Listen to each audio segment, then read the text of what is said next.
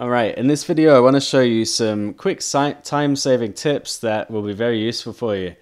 First one I want to show you is saving a default setting on a device. So if we go to our audio effects, you'll see if we load up an EQ8, mine automatically loads with filter 1 being a low cut. And that saves a lot of time because I don't have to keep changing this to a low cut every time I use an EQ8. So the way to do this is set this device however you want it to be. If I wanted it to be something crazy like that, I don't know why you would ever do that, but if that's what you want it to load as every time, you just right click and go save as default preset and click on yes. So now, whenever I load an instance of EQ8, it's going to load with that crazy curve. Now of course, those are not the settings that I want to use, so let me just fix everything there. But some more sensible settings might be have a roll off there. You may want to have a high cut there, boost it all the way to 22K. And then we can right click there and go save as default preset and hit yes. So that's going to save you time every time you load up an instance of EQ8. But what about tracks? Is there a way that you could load up a track that already has a processing chain on it? Well, I'm glad you asked. Yes, there is a way to do that. So let's think about a processing chain we would want to have as a standard setting, standard default. You'd want to have an instance of EQ, you would probably want to have a compressor, and you would probably want to have a reverb.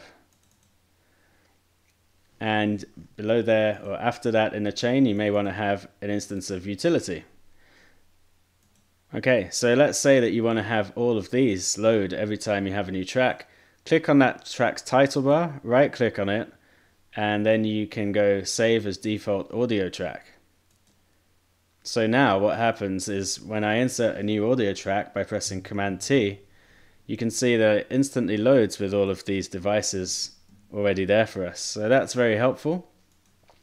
We can do the same for MIDI tracks. I won't demonstrate that because I'm sure you can make that work for yourself. And so that's the way to save default device presets and also to save default track settings. And what you can actually do is, if I just undo what I did, okay, so we'll go back to this track 3. We have a utility on there, we have an EQ8, a compressor and a reverb.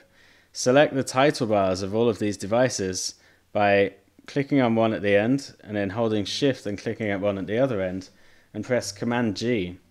And now we have all of these in an audio effect rack. And what we can actually then do is map different parameters.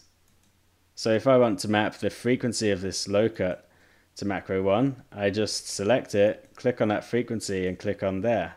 And I can change the color of it. And now I can adjust that within the audio effects racks macro. Click out of map mode. Another thing you may want to have is the high cut frequency. So we'll click map and we'll map that frequency to macro 2. Okay, and then for the compressor, I think ratio and threshold are going to be very useful. So we can map the threshold to macro 3. We can map the ratio to macro 4. You can right click on that parameter and go map to macro 4. And the attack time and release time. So let's map that to 5 and map that to 6. And we can change the colors of all of these devices just to make it easier for us to see what's happening.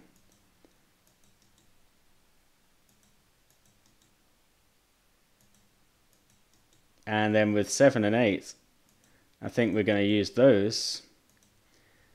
And we'll use those for the reverb. So I want to map the decay time to macro 7 and then the dry wet to macro 8.